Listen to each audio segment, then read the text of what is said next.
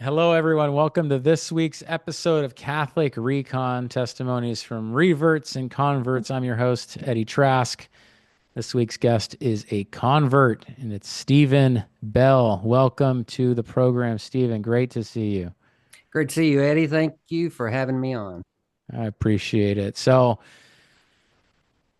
how how were you raised, and was faith a big part of your upbringing? Faith was a big part of my upbringing. I was raised Church of Christ here in West Texas, and my whole family is still Church of Christ from my wife's side to my side, and my cousin's a Church of Christ preacher. In fact, we used to have little trivia Bible contest at my grandmother's house, which of course he dominated. But yeah, Church of Christ was what I was bred into.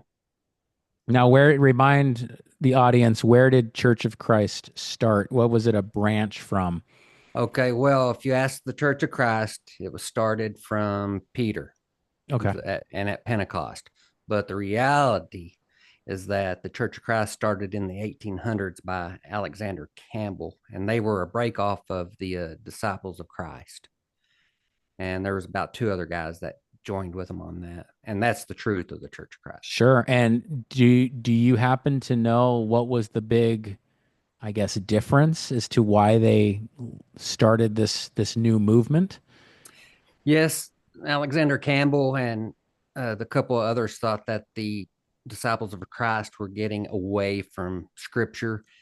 The way that Alexander Campbell saw it was that his argument was silence from Scripture. So Mm, if it's not there, you can't do it. So like musical instruments, and then communion was a big thing. Like to them, it was you're to take it every Sunday, no matter what. Um, and also it was they were more of a works faith type of belief, where the disciples of Christ weren't necessarily so much about that, but so they just saw things a little bit different and wanted to what Alexander Campbell considered getting back to the roots of what Peter started. got it. And so how long were you tied to that? And so just enveloped in it, I'm assuming, the whole family? Yes, well, my dad was raised Baptist, but they weren't churchgoers. But then when one of the stipulations for my dad to be able to date my mother was that he had to start going to church, and my granddad uh, studied him on the Church of Christ beliefs and ended up baptizing him. Then he was able to marry my mother, but he became a staunch Church of Christ believer himself, was in the prison ministry and everything. And I was Church of Christ, I'd say, all the way up till I was 29 years old. Okay. And then I had a turning point. Now, for those first 29 years, did you ever doubt God? Did you ever doubt that denomination? Maybe you didn't view it as a denomination at the time, but did you ever doubt Right. faith in general? Yeah. And you're right. No, we weren't allowed to even say it was a denomination. It was the church. Sure. And it was the only true church. But I did have doubts. And one of the turning points with this doubt was when I asked my wife to marry me, and I'm a musician, and I'd written a song, and I wanted to play my guitar for her in the church. Well, as you know, Church of Christ doesn't allow instruments. So at my wedding ceremony, the only way I could play that instrument was if I was in a different building, which was located behind the church. And that didn't make sense to me. I was like, well, a wedding is instituted by God. It's a service in itself. And so it seems a little hypocritical that in a building you can play the instrument, that made the determining factor of playing an instrument. Then I look at things like the Old Testament Psalms 150, where it talks about tambourines and harps and lyres and drums and but again, the Church of Christ is pretty much a New Testament church, and since it wasn't mentioned in there, then you couldn't have those instruments. And so I was pretty that was about my only question at that time, was like right then I thought, well, that's kind of weird. Now, growing up too, here in West Texas, you have a lot of Baptists. So I grew up with Baptist and Methodist, and we'd get in debates and stuff. And truthfully, I was pretty good at debating the Church of Christ side. I mean, because I always found theology interesting in itself. But later on in life, I realized, well, I only studied the parts that fit the narrative of the Church of Christ. So I wasn't a great student of the Bible. But that was one of the things I questioned. But then I even started questioning more after me and my wife got married. Stopped going to church, actually. Well, I probably went, probably 8 years before stepping back into a church. Wow. And I joined a Christian rock band here in Lubbock. And they were different from different backgrounds as well. Non-denominational was pretty much the big thing. In fact, I guess it kind of still is. And I actually played in some churches. And at first I was even a little hesitant. It's like, I don't know if this feels right, if I should be doing this. And my parents were so staunch on it, they wouldn't even come listen to me play. They're like, they will not condone instruments in a church and whatnot. But then I ran into a Lutheran pastor because my son was going to go to the daycare. And he, which I'd never heard of Lutheran before. I didn't even know what that was. But my wife went to visit the church with one of her friends to check it out for the daycare. And she come home, she's pretty excited. She's like, Stephen, you need to come check out this Lutheran church. I said, what is a Lutheran? And she goes, well, I'm not sure who Lutheran is, but in the service, they did baptize a baby. And I said, well, that's strike one. I said, you don't baptize babies. I said, what else happened? She's like, well, they also did a public confession. I said, okay, that's different, but I guess that's okay. And then they also said something about an Apostles' Creed. I said, Apostles' Creed, what is that? She goes, well, I don't know. They just all chanted it out. And then they said the Lord's Prayer out loud as well. Everybody was repeating it. I said, oh, so they're praying in vain repetition. Okay, there's another strike. She says, well, you just need to meet this pastor. I said, okay. Well, she gets him to come to the house one Saturday night, and I'm ready with my Bible in hand, and I'm ready to school him on the wrongs of the Lutheran Church. Well, little naive me, not realizing that Lutherans go to seminary school, and they study the Greek, the Hebrew, the Latin, and the history of the church. And well, needless to say, the Lutheran pastor took me to school that day. We talked about baptism. And then what really sunk in for me was when he talked about the Lord's Supper. Because, I told him, I said, Church of Christ, the Lord's Supper is very important to us. If we go out of town, we'll stop by a convenience store and grab Welch's grape juice and some saltine crackers and take it on the road. And he goes, oh, no, the Lord's Supper is very important to us, too. It's, in fact, so important to us, we believe that Jesus is really present in this meal. And I was like, well, that kind of took me back a bit. So, well, explain that a little. He goes, yeah, it's not symbolic. He goes, Jesus said, this is my body, or this is my flesh, this is my blood. And you have to eat it to enter the kingdom of heaven. I said, well, he's being symbolic there. And well, that's when he pointed to, was it John 6? And said, well, look how the people are reacting after he says this. He goes, some of his followers left him. They're like, he's just kind of crazy, and left him. And I saw that. I was like, wow, that's interesting. And he goes, this God that spread this parted the seas, rose from the dead. Do you not believe he's capable of meeting you in this meal? Like, it's profound. And I said, I got to be part of that. I definitely got to be part of that. So he made his good talking points on what they call themselves the reformers. They're not Protestant, they're reformers of the Catholic Church. And so here I go to this service that has liturgy, which I think is beautiful. The presence of the Lord and the Lord's Supper. And more reverent, you could say. And so I was able to separate myself from the Church of Christ and felt like I belonged. I made it home.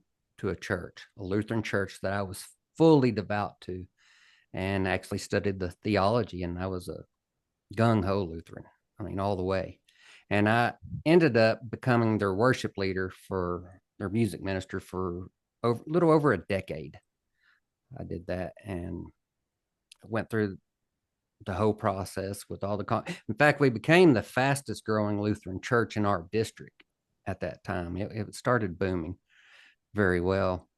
Was But this Missouri Synod by it chance? is, yes, Yeah. yes. Which funny, I ended up going to a Wisconsin Synod later, but yeah, LCMS was where what I called home, and it's where I got my son baptized there too when he was 2 years old, and so he was raised Lutheran. Some things which I discuss in my memoir, Uncomfortable Truth, that goes into details on my conversion, but also with some other issues I had personally with addiction with alcohol and whatnot. And so as time went on and stuff, I had to finally, after 10 years, I had to, well, actually 9 years full time, I had to step back from the church and give it up, and ended up going to the Wisconsin Synod at that time with some internal issues. Like I say, it's in the book. It's interesting. But my son at the time when that happened, he was 16 years old. He loved theology, and he was deeply rooted like I was in Lutheran theology. In fact, he had a whole library of Lutheran books and the Lutheran catechism, and very involved in the church himself. And he started studying, why are people Methodist? Why is our side of the family all Church of Christ? Why is what about Muslims and Mormonism? And so he went through everything on why people believe certain things. Well, I do come home one day and he says, "Dad, I think we're supposed to be Catholic." And I said, "Son, what's wrong with you?" I said, "For one, the Pope is the Antichrist." I said, they worship dead people and pray to statues. I said, they're crazy. They believe in all these weird things. He's like, "Dad, pay attention to Matthew 16 and tell me what you think of that." So I look at Matthew 16, and it talks about the keys of the kingdom being given to Peter, and on the church being built. And I was like, I did look at that, and I thought about that a little bit. It's like, I've never really looked into that verse. I said, I know that the Protestants believe that it is the feminine use of the word Peter and rock. And so they don't believe, they thought it was just Peter's confession. But after doing a little digging, because he said, now you need to look at the church fathers. And so he had this little book on the church fathers and their sayings. And let me share this with you too, real quick. Is that when I was Lutheran, I was going to a university called Wayland Baptist University. And there you had to take religion classes, which I took Old Testament, New Testament history. And they talked about councils and how the Bible got canonized throughout, and then also about their Apocrypha, which is what they called it. And but they never did say anything about it being Catholic. Well, when I was reading these church fathers and I realized about the councils, like the Council of Trent and everything, that they were Catholic, and it was the Catholics who put this Bible together that we all read today. I thought, well, that's interesting in itself. I was like, okay.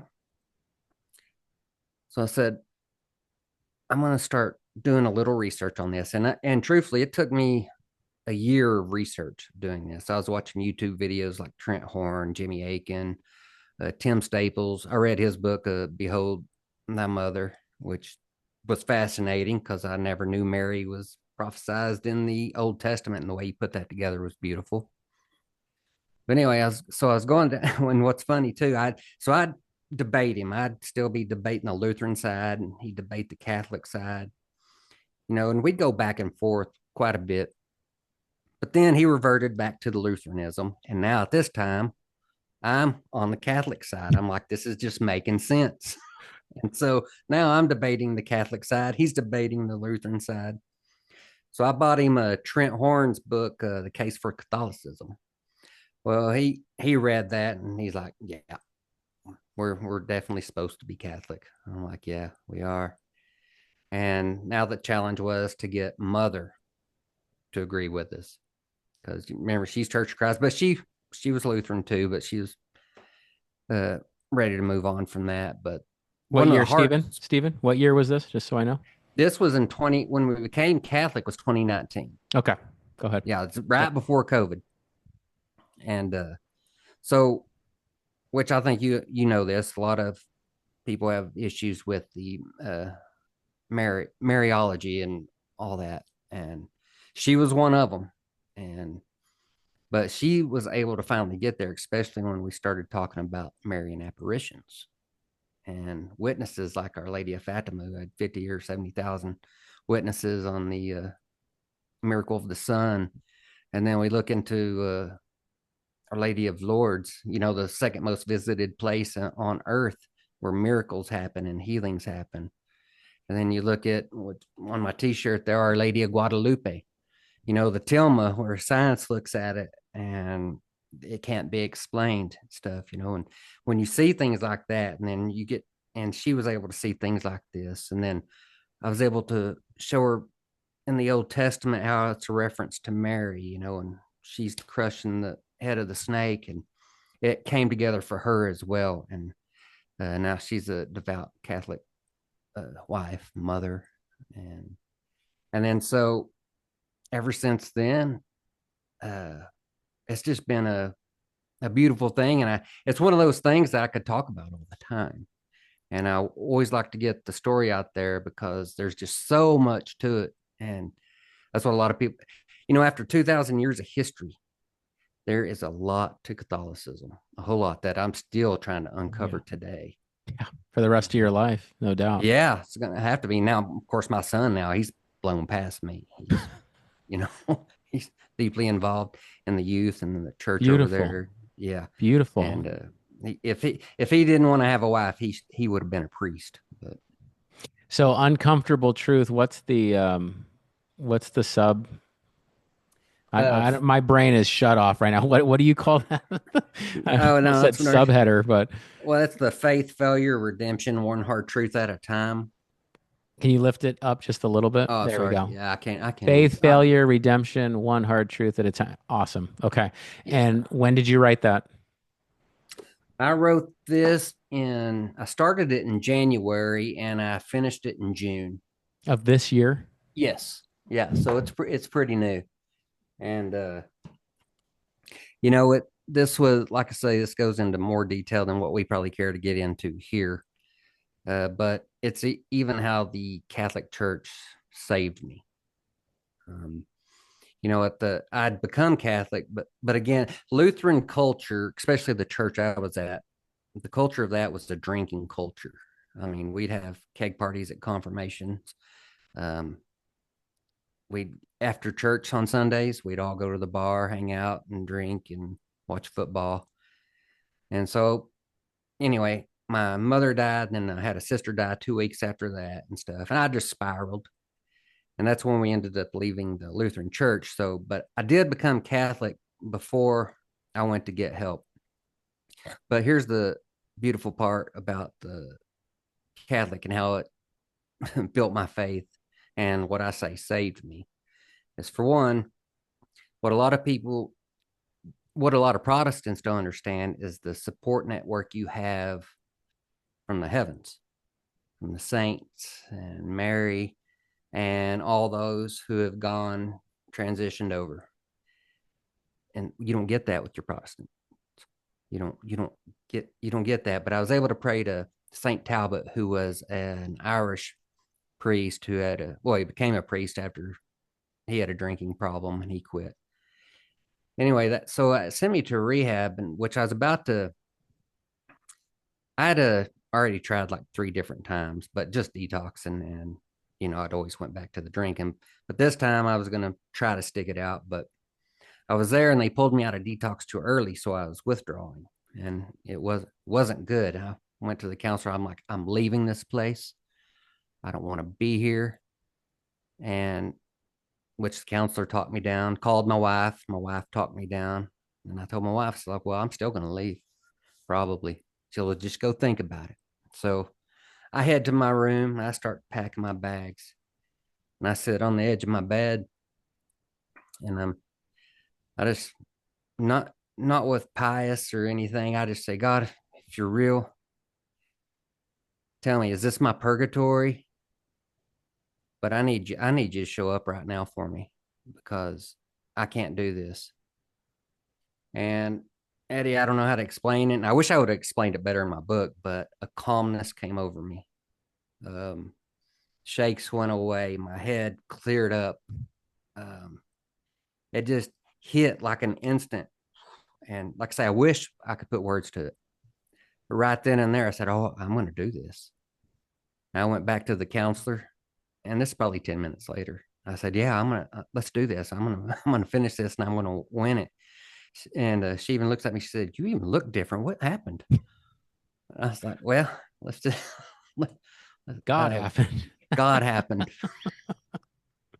And anyway, so that was 3.5 years ago, and I've been on this track now, just going to tell my story and just truthfully wanting to tell the beauty of the Catholic Church and what all it has to offer. And I say it's just been a beautiful thing, and I want to see everybody convert to Catholicism. Well, you told the story very beautifully. And this is the first time I've ever heard through a Lutheran experience that I just thought it was fascinating that the Lutheran pastor was pointing you to John 6. Mm-hmm.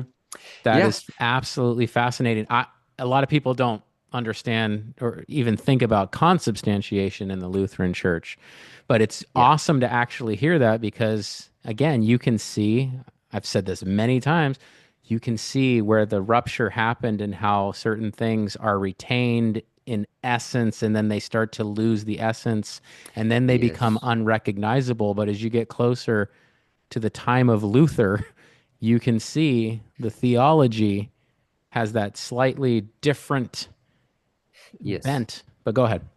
Oh no, I'm just reiterate what you're saying is Yeah. that and I guess things get a little washed out as time goes on. Yeah. Um, you know, even with Luther, who you know adored Mary himself, and really didn't want the to be separated from the church, and but which Luther's kind of he's a funny person in a way because he wanted these things. You know, he suffered with scrupulosity Yep. anyway. But then he went all the way to another direction where he didn't agree with the book of James, book of Revelation, the book of Hebrew. He wanted those thrown out, but he was able to get the Canonical books taken out. But he was a different character who's like, and he believed this, and this is what we did. If you're going to sin, sin boldly. Hmm. And so that's what we did. But a lot of the liturgy and stuff that Luther taught has been watered down Hmm.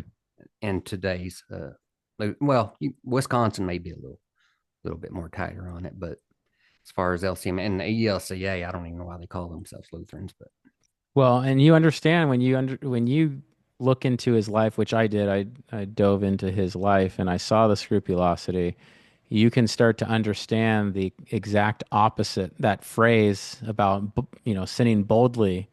If you've got this harassing, just incessant issue, I can see why he would find certain verses like in Romans and Ephesians and point to those verses in Galatians and yeah, say, I'm actually free. What was I doing in all this ritual? But his own, I have to say this, his own confessor, a Catholic, was yes, telling him, you're making this to be much bigger than it is, Luther. So he had his own, you have this great guide in Johann von mm-hmm. Staupitz, right? You have this Yeah, great guide, and he's trying to tell him that's not how it's supposed to be. Because we're all going to have these psychological issues that we need to wrestle with.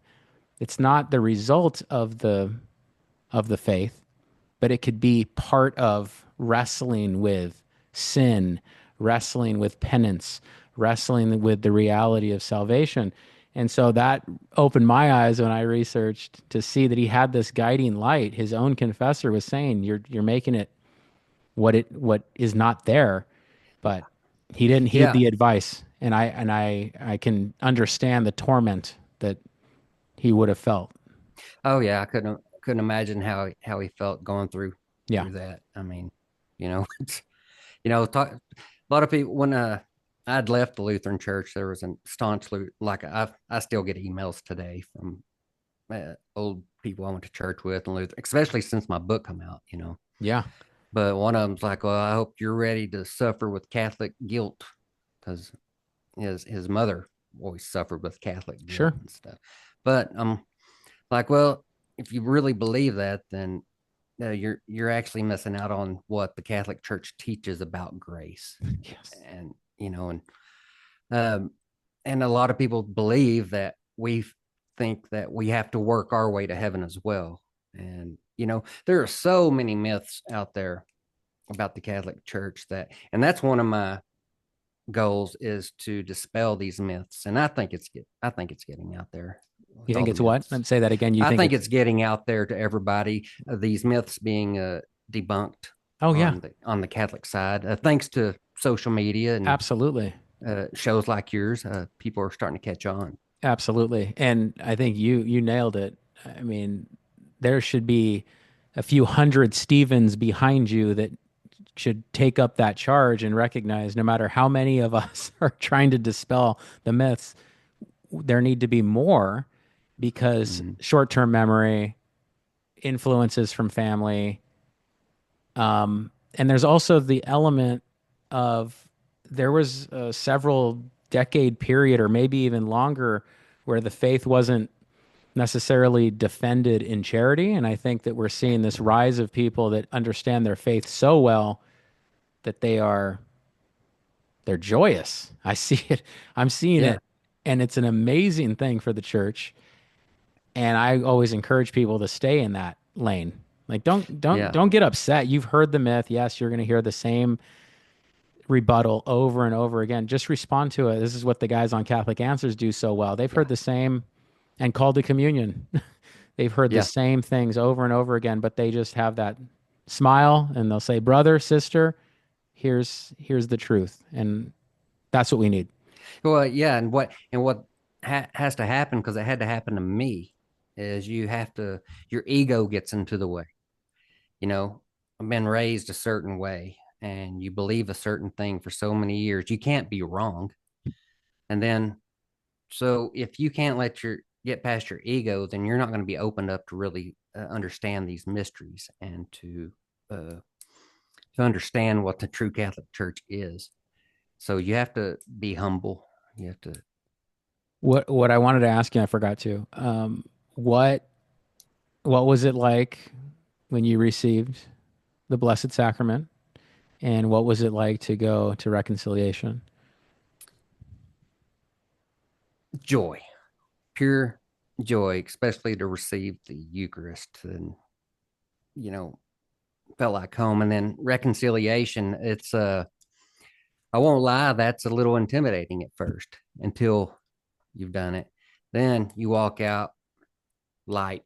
You walk out, that wasn't so bad, and now I'm forgiven, and I got all this dirty laundry out, and it's a it's a relief. In fact, I go to confession at least once a month. Uh, my son, he goes once a week, which I should probably do that too, but but that's how good it is. You get to where, I don't know about you, but me, I look forward to that time that I get to go to confession with the priest and get forgiven, and then go partake in the Eucharist. It's joy. Beautiful. And your wife, when did she come into the church? Was that just a few years after No, you? she came in at the same time. Oh, She same went time, through, yeah, 2019. yeah, she went Okay. through RCIA. All of us went through it together and stuff. But during the RCIA, then they were talking about Mary, and that's when she's squirming and just having issues with that. And Yeah. but she still made it through that process. And truthfully, I think a little bit of her still had doubt even when we became Catholic. But now she loves Mother Mary. Isn't that so funny? Now, what Hmm. I don't know if you've talked about it with her, but with other family members or friends that are not Catholic, do you ever feel like you're hiding your mother a little bit, if that makes sense? No, that totally makes sense. And yes, yes, for sure, especially with her mom and dad. Um, you know, we can bring up something Catholic and they'll kind of squirm a little, but they're very respectful, very nice people. In fact, they came when we were Lutheran, they came to my son's baptism, which Mm, I thought was that's pretty, big. Yeah. yeah, pretty big of them. My parents would not do anything like that. But no, they don't understand it. And then they believe all the uh, when the Pope gets misquoted, they believe all the headlines and stuff that are said. So they may mention something like that as a slight jab, and I'm like, well, we don't really want to go into detail. Here's what the Pope really meant, but Yeah. yeah, Then but then that yeah, way then you're always on on the defense, and that's yeah. Yeah. Who wants to yeah, play that yeah, game? Yeah. yeah, yeah. But no, what you said, yeah, you do kind of have to hide your mother in a way. Yeah. Yeah. I've thought about that for a while. Hmm. You want to be so bold, but so many people are so they've been taught that that's so wrong that it's Hmm. very difficult to certainly lead with that. Hey, let me talk to you about some Marian Yeah. dogmas. Oh, yeah. Yeah. And if there's not a firm foundation for how those dogmas connect to other doctrines, then it's going to be even more difficult to make the case. It is. And then you feel unworthy or unequipped to have this incredible apologetics background just to have a conversation, Yeah. right? Yeah. Oh, definitely. And Yeah. it kind of blows my mind now being a Catholic and understanding the uh, Marian doctrine and the dogma even goes with that. Is that how when I was Protestant and even Lutheran, Mary was just never brought up. Maybe at Christmas time, maybe at the nativity scene or something like that, or when we'd read uh, the Passion or something. But other than that, she was never mentioned, never even a thought. And then we'd see crazy Catholics over there worshiping Mary. And but then you look at today, and it's like, my goodness, they just don't. They really don't understand it. They don't grasp it, and I don't blame them. I mean, it's 500 years of indoctrination, and that's hard to undo. But of course, Our Lady of Guadalupe did when Yeah. she appeared. She, as at the time of the Reformation, and Yeah. she Like added 8 more million people. convert. Yep. It's like Yeah, 8 or 10 million converts as a result of the apparition, from what I remember. But yeah, yeah. I think that's right. yeah. So and I don't know. It's just I don't. I almost in a way I feel bad and sorry for those because they're missing out on the mysteries and sacraments that the church has given us. Yeah. You know. Yeah. Well said. Because if she's cut out of everything with the exception of, like you said, Christmas time, and then you look up and you see a statue of her, or you look up and you see recitation of the Magnificat Mhm. or Salve Regina, that's going to look so crazy, Yeah, it looks but foreign. it It's looks like, foreign. But if it was 1525, 1535, 1545, you get the point. mm, It's just it's a good mental exercise to think through what mhm. happened there. When was the distance really starting to increase? Yeah, and I think a lot of it probably started from John Calvin and Yeah. on from there. Yeah. Like I say, Lutheran still uh, loved Mary. But I think even Calvin, Did he? believe it, I think so. Or it might have been something like he affirmed the Immaculate Conception or some dogma. I don't know. I don't know, but Yeah, maybe soon thereafter it was kind of falling apart. So, yeah. Well, like I say, and you're right when you think about it in those terms and that timeline. It's like, yeah, she just kind of disappeared and faded into the night, except with the Catholic and Orthodox Church. Yeah, that's right. That's Yeah. right. But because of things like Fatima, as you said, Hmm. wow, just Yeah. I mean, back, comes back into, enters history just repeatedly. yeah. Yeah, how's this stuff not talked about more? Eucharistic miracles, the mystics, and the Marian apparitions. I mean, it's right there. Atheist was converted to Catholicism studying the Eucharist, but you don't hear much about it. Yeah. You know, my it's like why? I don't know why that is. Yeah, I think it needs to be talked about more. I agree. I agree. Okay, Stephen, what else did you want to cover or mention to the audience that we did not discuss? Eddie, I think we've pretty much hit the points on everything. Love it. Like I say, and you just want to know those of you who are on that edge, go further, study the church fathers. And once you study history, you will find your way to home to Rome, as Scott Hahn would say. I love it. Stephen, fantastic story. Fantastic grace on your life and the life of your family. Thank you. And I thank you for reaching out. And I thank you for sharing everything. Everyone go to, is this on Amazon? I believe it is. It's on Amazon, Barnes and Noble, and Uncomfortable good Truth. reads. Yep, by Stephen M. Bell. Check it out. Thank you so much again for your time. Thank Really you for appreciate having it. me, Eddie. All right, everyone, thank you as usual. And please share this video. Until next time, take care and God bless you. Bye.